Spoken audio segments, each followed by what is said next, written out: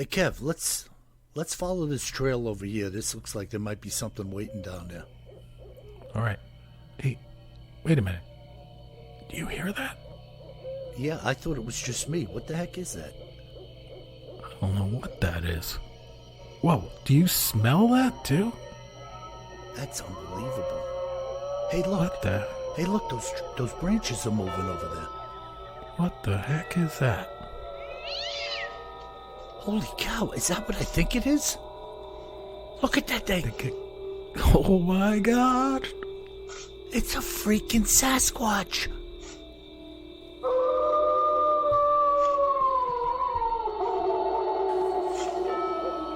Welcome to the Bigfoot Terror in the Woods Sightings and Encounters podcast. My name is W.J. Sheehan, author of the series of books Bigfoot Terror in the Woods Sightings and Encounters. 9 volumes available at Amazon in ebook and paperback format, and Kindle, by the way. And if you're an audiophile, and I know many of you are, 8 volumes at Audible, iTunes, and Amazon as well. So please go out there, show some support, and purchase a copy of 2 for your own pleasure. And now, may I introduce you to my brother and co-host, KJ Sheehan. Kev, how are you today? I'm doing great, Bill. How about you? Doing okay. At the time of this recording, we got the tail end of Ian coming around us, but really all we had was swirling clouds, wind, and like a spritz of rain, thank God. Those poor people in Florida got clobbered. Oh, my goodness. Yeah, I mean, South Carolina got it a little bit, too. I mean, my heart goes out to them, but definitely Florida, jeez. Yeah. I was shows looking, you what 155 miles an hour of wind can do. Yeah, I was looking at a little bit of YouTube video, amongst other things. There were boats piled up like cords of firewood.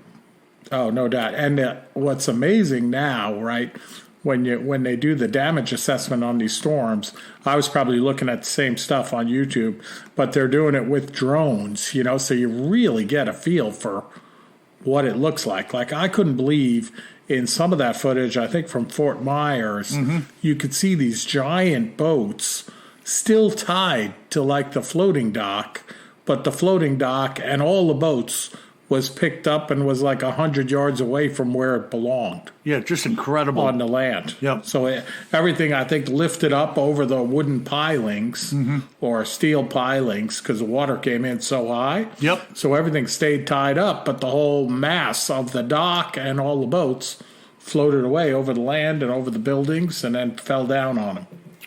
Yeah, and Kev, from I remember down in Mount Sinai, right, they had those big galvanized rings around the pilings.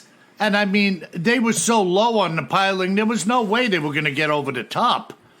Right. But, if you floated up on 12 feet of water, now you are like over. 18 feet or whatever it was down there. Yeah.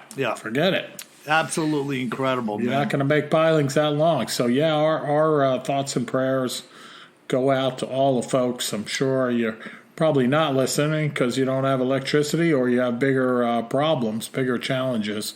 But we are thinking of all of you. Absolutely. Vicious storm, that Ian. Yeah, vicious. There's a vicious Irishman, that Ian. They should have called him the Rougarou. We got to start naming storms after cryptids, don't you think? Yeah, I mean, they don't, call the storm freaking Satan or something. They call it Bill or Kevin or, Alice. Come on, really? I have to tell you before I forget, around the corner from my house is a dog man. You guessed it. You guessed it.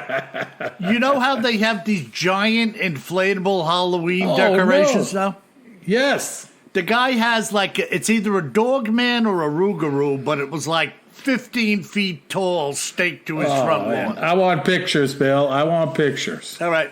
You know what? I'm going to snap a shot of that and maybe we'll mention that we posted it, and if you could get the barcode for it too, maybe I could put it up next to my neighbor's house that I don't like. Looking in his window. Peering in the window.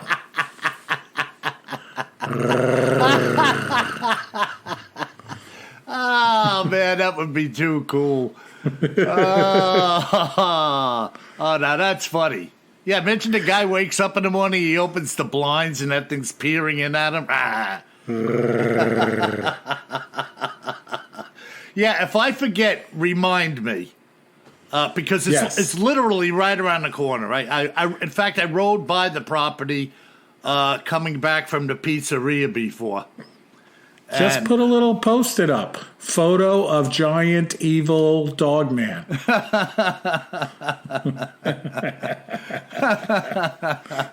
Yeah, that Halloween stuff is out of control. We're not seeing much of that yet. So I guess we're about a week away probably from the decorations. Well, you know how it is, Kev. There are people that get to jump on Halloween like people who start decorating for Christmas the second week in November or something, You didn't put up your Christmas lights yet? No. Oh, okay. Actually, I did not. Can you believe that? I did change the little flag on the front of my house to a Halloween flag, though. Oh, there you go. Yeah, in memory of Paula. She used to like to...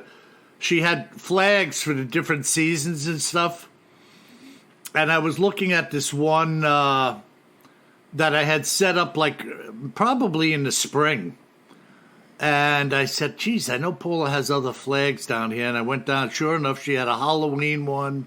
She's got one for Thanksgiving, a winter one, so I'm gonna stay true to her. I think that's a great idea. Yeah, it's just kind of cool, And so, let's move on. What do we have in our Cryptids in the News and Other Oddities segment? We are talking about a new cryptid that I haven't heard of before, but it's pretty creepy. Oh, boy. The West Texas Owlman. Whoa. Who, you say? Yeah, who? A giant owl cryptid. Oh, my God. Yes. And a regular horned owl can be pretty menacing. I can't believe what a giant owl cryptid can do. Yeah, this is a little more menacing than that, as you will see. So this story comes from our friends at TexasHillCountry.com, which you remember them. They always have some good, crazy stories in there of the big thicket, etc. So, and they say this giant owl creature, and this is published on just a couple of weeks ago in this year, 2022. Mm-hmm. They say this giant owl creature chased a pickup truck, clawing at the tailgate and scratching the metal. Wow. The hunters in the pickup bed, so there were guys riding in the back, screamed like little girls. No offense, little girls, but that's what it says. As the vehicle went full speed down the 2-lane blacktop. Wow. And this owl bill is giant, and it's all white except for its eyes. Guess what color they are? Hazel? No, not hazel. Bright red and glowing.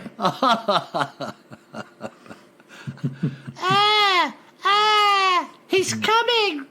Floor it, Jackie!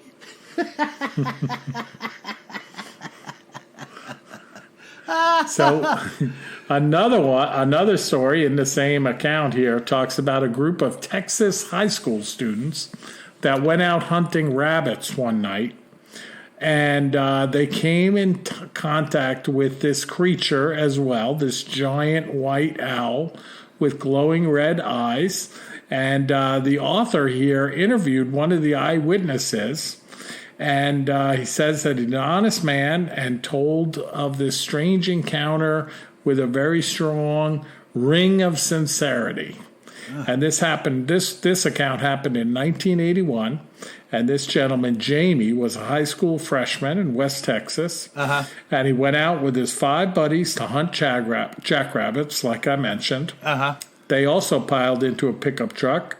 They're driving down a piece of abandoned land where they drill for oil, right? And all of a sudden, they stop. They climb out of the pickup, ready for the hunt, carrying their rifles and lights. And after a while, they look down around 60 yards down the fence line, and they see it. Something huge and white was sitting on the fence. No kidding. They stared at it in the distance, trying to decide what it was. They said it looked a lot like an owl, only 5 times larger than the biggest owl you've ever seen. Wow. Yeah, and they said, "What the heck is that?" Jamie said. And the young hunters shone their lights on the white creature. It turned its head, looked at us, and the giant owl's red eyes shone bright above its beak. Wow. It stared at the hunters, then spread its enormous wings, 12 feet across, and they saw its red chest as the creature took flight. Huh. So red eyes, red chest, 12-foot wingspan. Wow. I mean, I've seen a great horned owl up close and personal. Yeah. And this big bugger was, like to the top of its pointy little tufts on the head. I bet you it was close to 20 inches, maybe 22 inches, maybe a little more than that. Right. They were big and they're fat. But right. 5 times the biggest owl you've ever seen. Well, 12-foot wingspan, that would...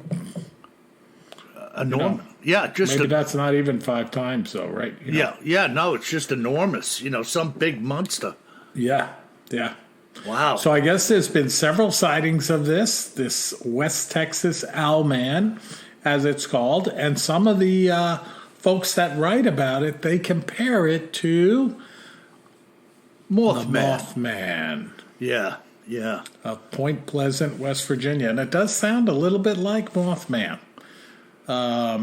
Sitting on the fence, glowing red eyes, huge wings, right? Yeah, it's something out of this world, no doubt, What a bizarre thing. And all of this is happening in the region. Is it still happening today, do we know?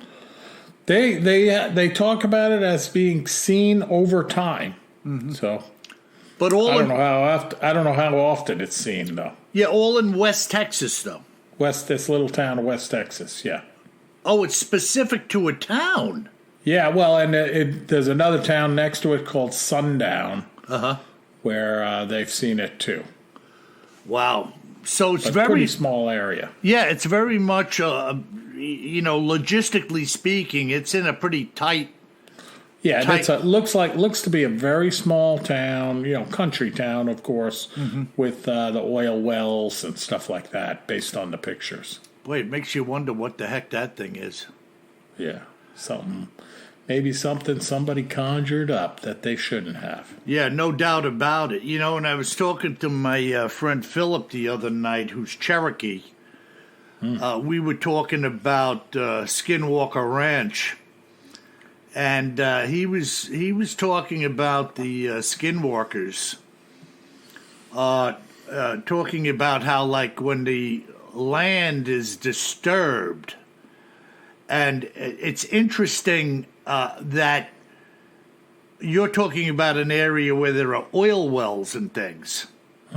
Certainly you're disturbing the land, boring holes all over the place, and, plowing stuff down with bulldozers and setting up utility trailers and, having at it.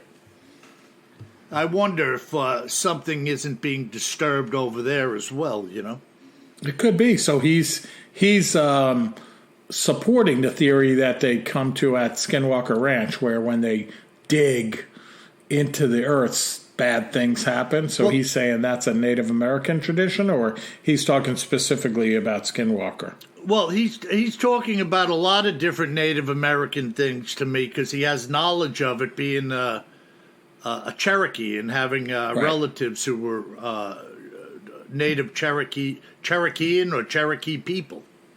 Yeah. And, they have traditions and stuff and oral traditions handed down. And, you could take them or leave them, but you wonder sometimes what's going on, 100%, Bill.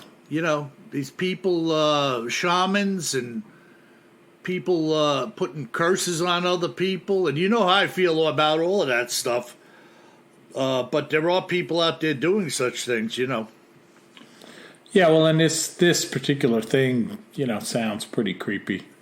A little bit like the old goat man of Texas, too. Yeah, there's some really way out there stuff going on. And, just as a little side note, while I'm thinking about it, Kev, I just want to share something with you and the viewers, listeners.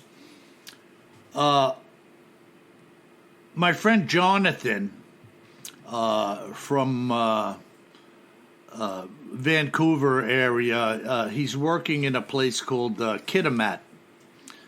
And he's doing some, I don't want to give up what he's doing. I have no permission of him to do so, but he's in a, kind of like a waterfront area doing some work with ships and heavy cargo and stuff. Let's leave it at that.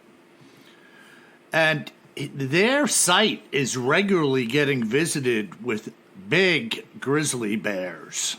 Oh, yeah. And he sent me, by the way, Jonathan and Bonnie, if you're out there, hope you're doing well. These big grizzly bears to me, and I haven't spoken to him about it yet, but I will. These suckers look like they were sizing them up. Like they were trying to figure out, obviously they knew he was there. He was filming them while he was working, loading a forklift. And you could see them kind of looking around and one kind of looking this way and walking over that way. Like, it looked to me like they were trying to get an advantage on him, You don't think they were just looking for a picnic basket? Yeah. Hey, Yogi, got any picnic baskets? Hey, boo-boo. Just a picnic basket. Yeah.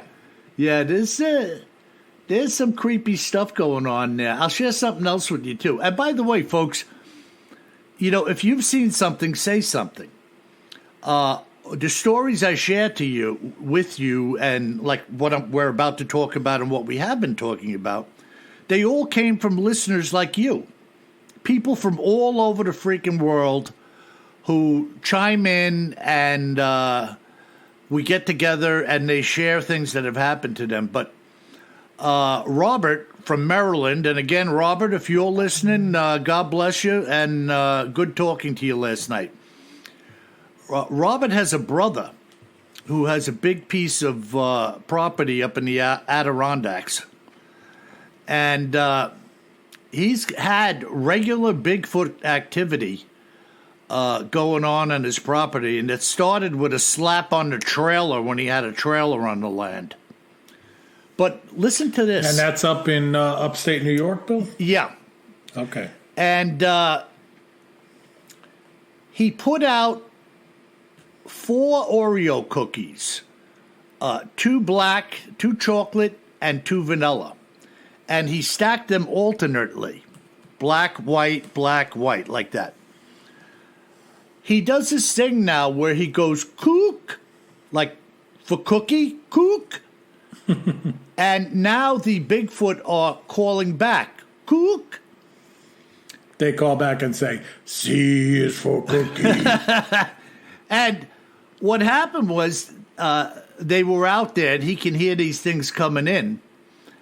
And after a while, they heard them go away, and he went back out there with a flashlight.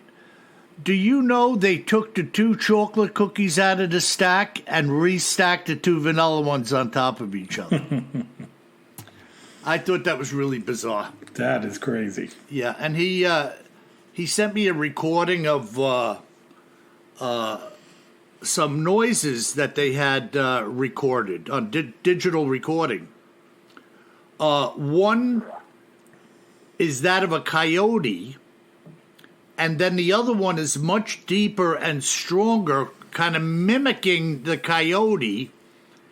And they brought the sound files, to this sound engineer who was able to tweak them. And if you see the results of that tweaking, what they believe was a Bigfoot actually was able to make two sounds at the same time with its vocal cords. So you see the pattern, you see the coyote, and there's like one bar. And then when it mimics the coyote, obviously when you hear it, a different sound entirely, deeper and more resonant, it has two of these bars in it, indicating there were actually two tones coming from whatever was making the noise simultaneously. And I guess they tried to match this stuff to known creatures like the coyote. It did match up, or? Well, what he told me was they were told that there are no creatures in the world that can do two noises at the same time. Oh, two noises like that. And so it's kind of odd. I think I sent those files to you. Did you get them last night? Did you look at them? You may have. I didn't get a chance to look. Yeah, when you get a chance, look through them. I sent you a couple of things. I think you'll get a kick out of it. Okay, cool. So, but I don't know how I got sidetracked on that. It's just information I wanted to share. But that Owlman thing. Now, has anybody been injured by an Owlman? No, I didn't come across anything like that. But multiple sightings all around the same area. And, the author draws the comparison to Mothman, which it does remind me a lot of Mothman. Well, from good old Point Pleasant, West Virginia. Look, Kev, either way, Mothman, giant owl, if you were in close quarters with something like that, it's going to send a shiver down your spine. No doubt about it. Wow. So, all right. Is that it? I'm going to move on to this Bigfoot account. That is it. Fantastic, man. I love that stuff. And, excuse me. This account came from a fella named Albert Jenkins, a fly fisherman, once again, a fly fisherman, who encountered this creature while fishing. Now, listen to this. It was October 1st of 1999 that I had gone for the weekend to fish Willowmock Creek. Willowmock. I'm doing my best to pronounce this. Willowmock, Willowmock Creek, located just east of Livingston Manor, New York, right here in our state, Kev, or my state. The Willowmock is a tributary of the Beaverkill River, well known for its robust population of trout. It was early on Saturday morning at about 8:30 a.m. when I entered the water and began to survey some choice areas of the creek with my nymph. So he was fly fishing with a nymph. Standing where I was, both sides of the creek were flanked with tall trees and brush coming up hard against both banks. And the area in which I had entered was carved out and worn down by decades of fishermen coming through at that point. I was gradually wading my way up the creek, casting and mending my fly as I did so, standing in about a foot of water, if that. Now, this creek was fairly wide at the point in which I stood, perhaps 40 feet or so with the trees overhanging the banks quite frequently, as far as the eye could see. I was alone, having seen another gentleman enter after I had, but he had waded in the other direction, choosing to avoid any disturbance by myself. By this time, it was about 9 a.m., so a half an hour later, and suddenly a very unusual type of low screech or scream came from within the woods in front of me. It wasn't particularly loud, but it was deep and resonant, very difficult to put into words unless you were there with me. As best as I could describe it in a very macabre sort of way, is that of someone being stabbed in the movies. That kind of waning shriek as somebody dies. That's nice. Oh. I know all of this sounds weird, but all I can say is try standing alone in the creek and hearing this with nobody around to console you. It was absolutely frightening. I remember distinctly taking some deep breaths after feeling like some type of panic attack was trying to take hold of me. And I sat down between some bushes on the bank. In my mind, I was thinking it was a mountain lion, not knowing if such creatures were even present in these woods. And so I sat there trying to regain my composure.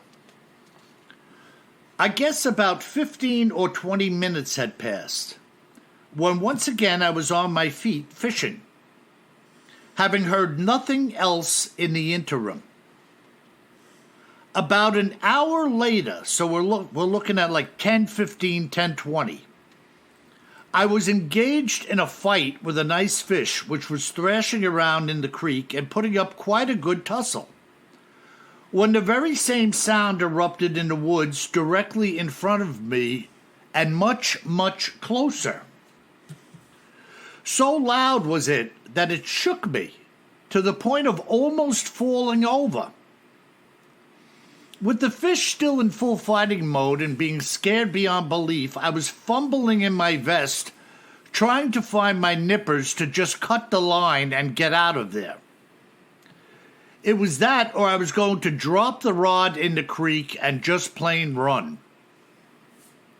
With the rod in my left hand and my right hand shaking in my vest pockets, I heard a loud crack, followed by the bushes parting in front of me on the bank.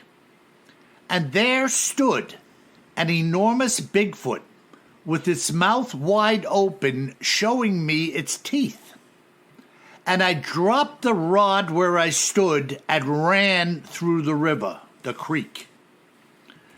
Here I am running in a foot or two of water with my hip waders on, and I can't tell or hear if anything is following me or not.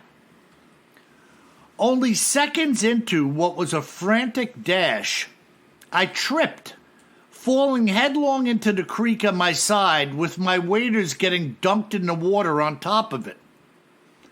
Now, laying on my side and trying to get to my feet, I looked back and saw the Bigfoot now standing in the creek, looking at me with its chest and arms flexed, and turning towards what I believe was my trout still attached to the line in the creek. I tried running with my waders, now having about a gallon or two of water in each one of them, and I stopped, unsnapping them from my belt, yanking them off, and fleeing in my socks through the creek, out where I had come in. When I reached the shore, the area where I had been was far from view, and breathing heavily, I staggered back to my truck, now soaking wet and cold. I had no other clothing or blankets, and now climbing into my truck, starting it to get the heat going, I sat there slumped over the wheel trying to make some sense of it all, shivering.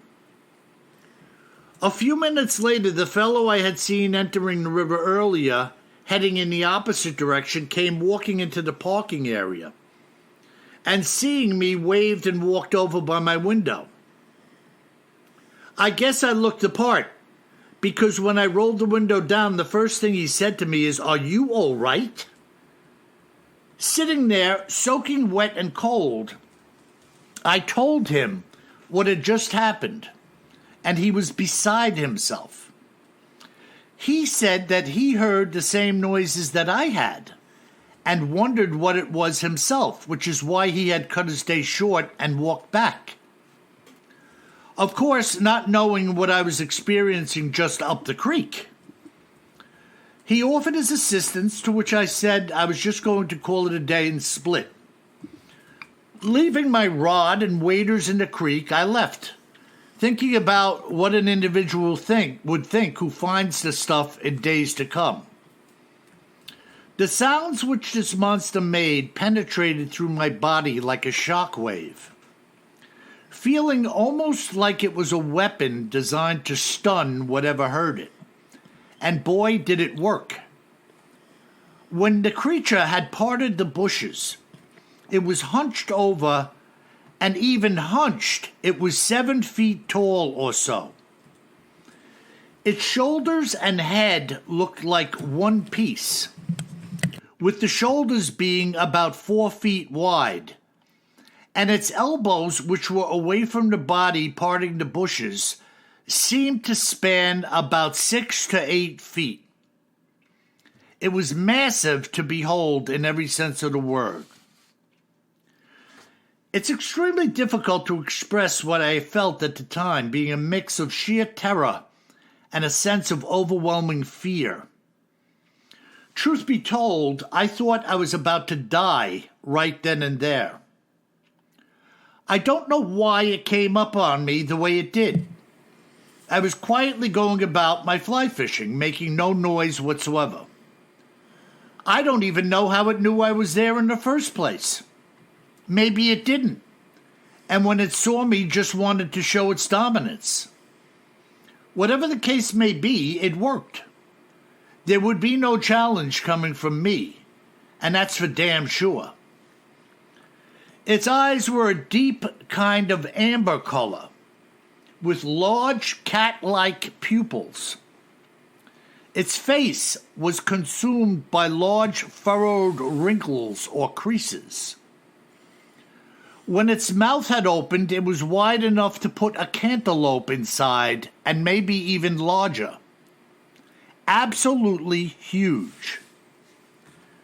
The teeth consisted of what appeared to be 2 larger fang-like teeth, and the rest was somewhat square and flat, like those belonging to a horse. I didn't go back to this area for 5 years following what happened. And who knows whatever happened to my gear in the river. Somebody else found a damn nice rod and reel for sure. And that's it, Kev.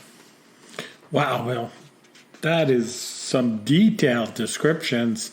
And once again, not a creature or not a description sounding like someone may have mistaken a bear for a Bigfoot. Yeah, right? Yeah, not a bear, my friend. I mean, seriously, Yeah. like I know I joke about that all the time, but so detailed, mouth is big enough to eat a large cantaloupe, right? Yeah. The no neck, like head going right into the giant shoulders, 7 feet tall. Hunched over 7 feet tall, he's saying. Jeez. And where was this account? Willa. I'm going to spell it again. Hard place to say. Yeah, just east of Livingston Manor, New York, in Willowaymock Creek. He said it was a tributary of the Beaverkill River, which I know is a pretty well-known fly fishing location running up that way. Yeah, 100%. I've seen that. Yeah, the Beaverkill. Yeah. And I believe the Beaverkill runs for a long way, as a matter of fact.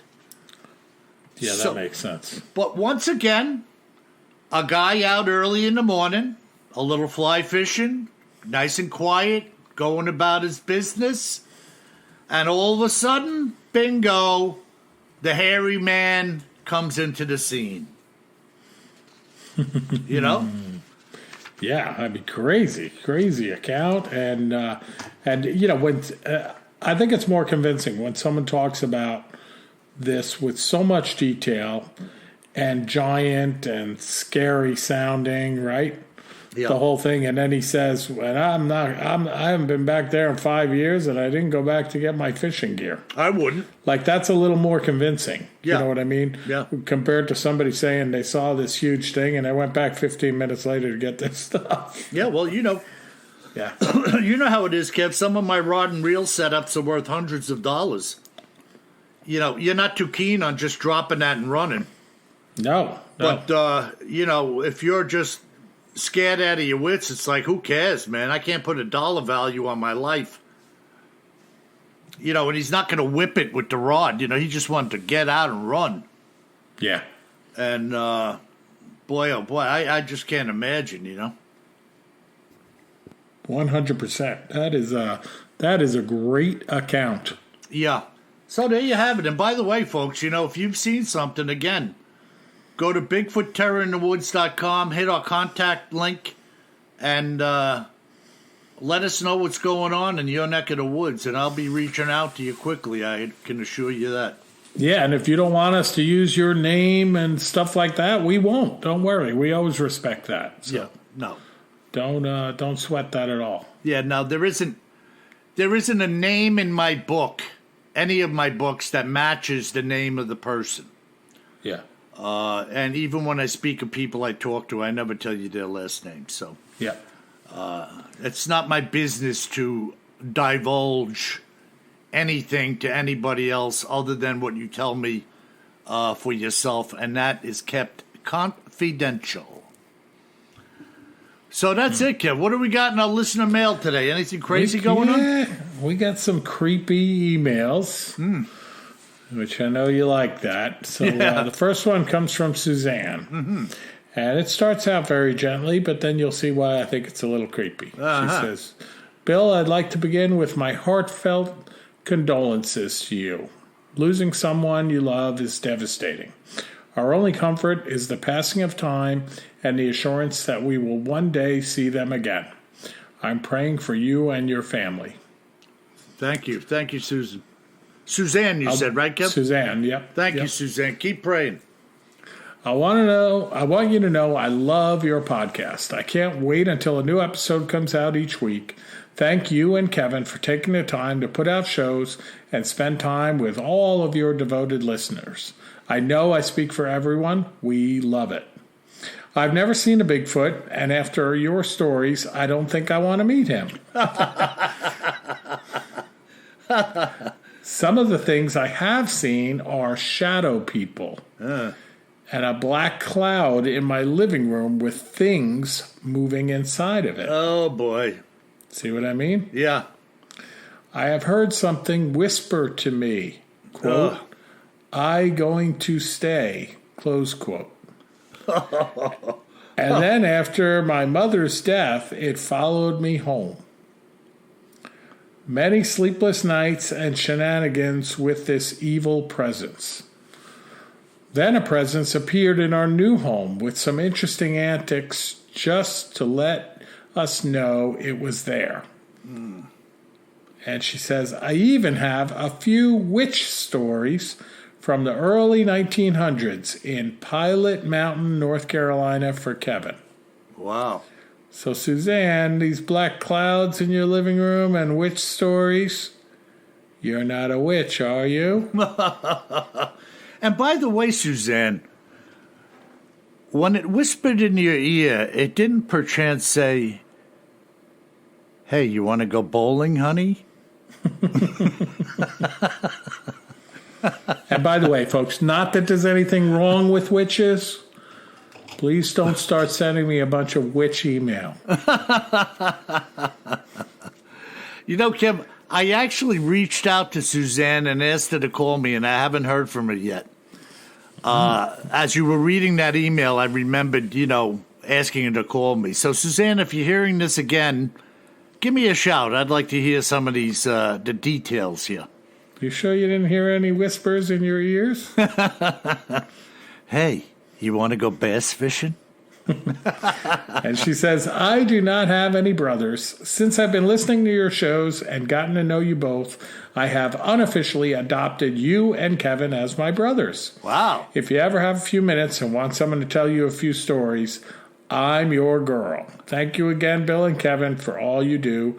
Many blessings, your sister, Suzanne. So, Suzanne, I'm only kidding, of course. We really appreciate the note, and it sounds interesting, and I can't wait to hear what Bill says after talking to you. And, Bill, by the way, talking about witches, you know what Halloween is coming up. I know what Halloween is coming up? Oh, I'm sorry. I meant to say, you know what holiday is coming up. Yeah, I was going to say, you know what Halloween is coming up? Yeah, that Halloween. That Halloween is coming up. That's the one. But we have to plan a little special episode like we normally do. Yeah. I'm doing a little bit of research on witches again. Oh, boy. But we promise not to laugh about innocent people getting killed as witches. Yeah, no, we're not going to laugh. Yes. Well, I can't say I'm not going to laugh, because I know, but I'm not. I have a problem that way. I am afraid of these witches, Bill. I don't want them following me around. Oh, man. Well, I'm a pretty good shot with the over-under. I can probably peck a broom out of the sky. Pull! Boom! Boom! Uh-oh, lost my tail section. Watch out for the flying monkeys, too. Yeah, flying monkeys. Those things are creepy. Super freaky. And I can't understand why they had them dressed up in those cool little conductor outfits. Bellman. Yeah, that's it, Bellman. The little round hat with the gold braid and the jacket. The only thing I can think is they were like a bad dream of those like old organ grinder monkeys. Oh, you know what? Yeah, you're right. Yeah. Yeah, because a lot of them, they used to dress them up, right? Yeah, right. And, the whole Wizard of Oz thing, maybe the play was that Dorothy saw one of those, right? Yeah.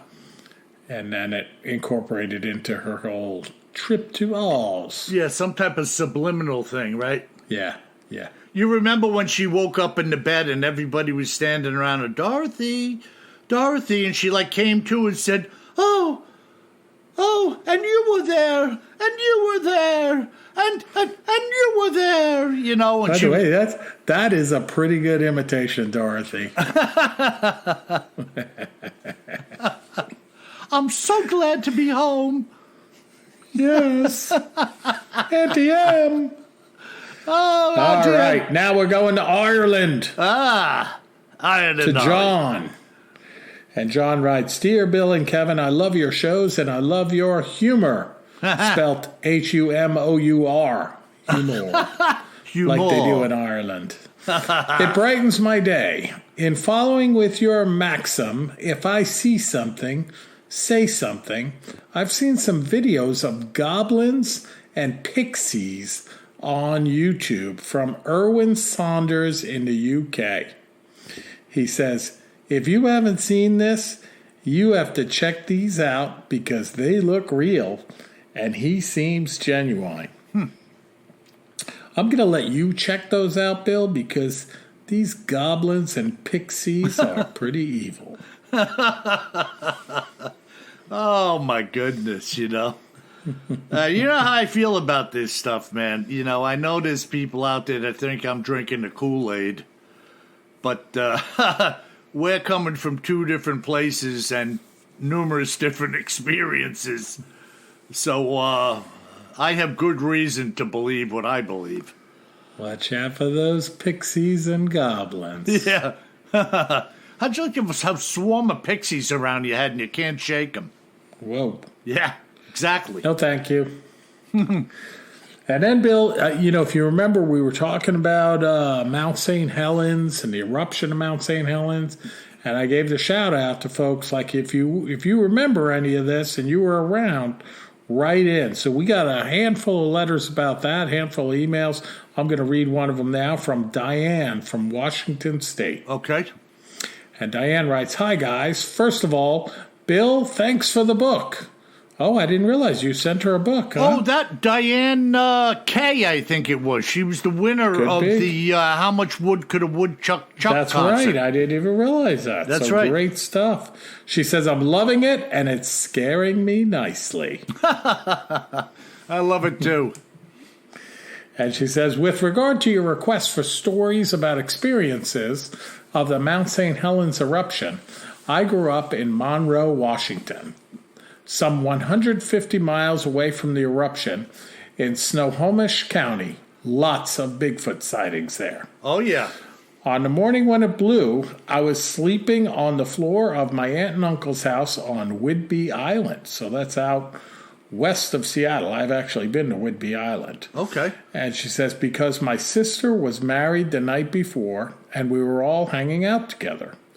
My uncle's house was perched at the top of a big steep hill and it overlooked the valley below. I remember that no one was awake in the house yet, and I heard what I thought was a logging truck coming up the driveway.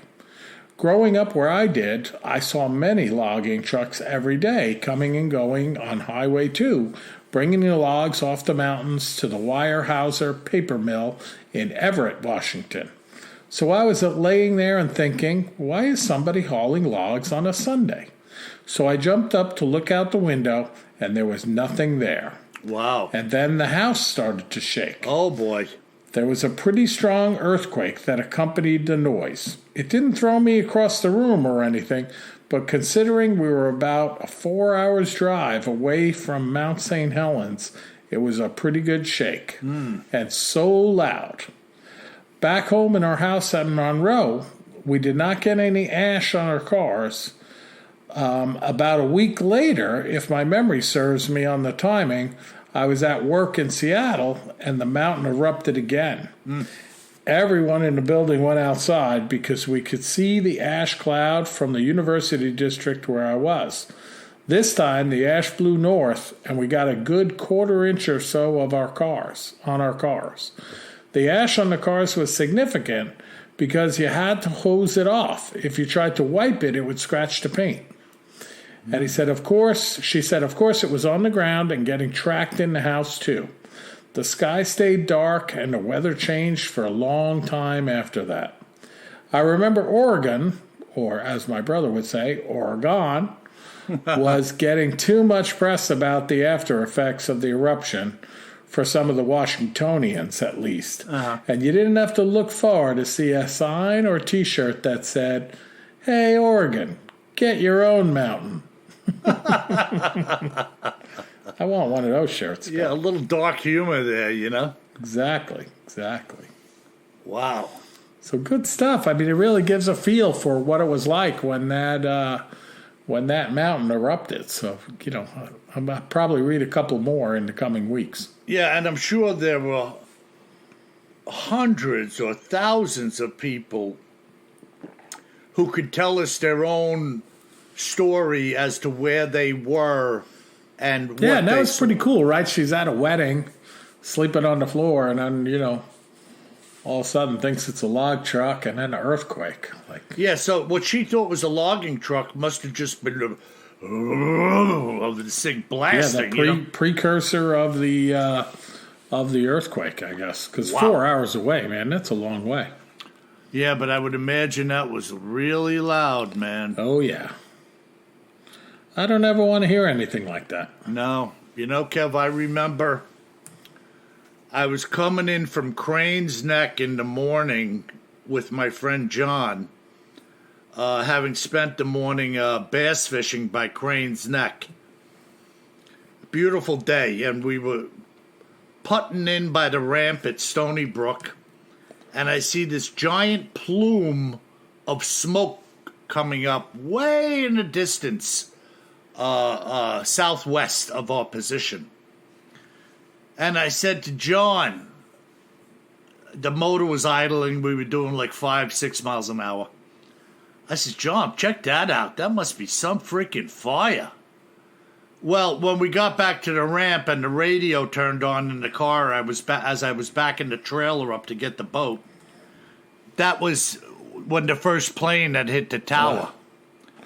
I was going to guess that. Yeah, I was seeing the smoke cloud from Manhattan in Stony Brook. Horrific. You know, and that was what, about 50 miles away from me, you think? 50 or 60? Yeah, 50 miles, 55 miles. Yep. So horrific. Yeah, I can appreciate, knowing where you were when something happened. You know, I'll never forget that morning. Yeah. Ugh. Wow, that's it. Great story. And so that's it for the mail, Kev? That's it for this week, Bill. Yeah, and whatever other Mount St. Helens ones we've got, we'll dig into them down the road a piece, No doubt. I'd like to hear a couple more of them if we got them. Well, anyways, folks, if you should find yourself stomping around the Willawomack Creek or fishing in the Beaverkill, anywhere for that matter, you best remember one thing. Always carry more gun than you think you're gonna need. Sleep tight.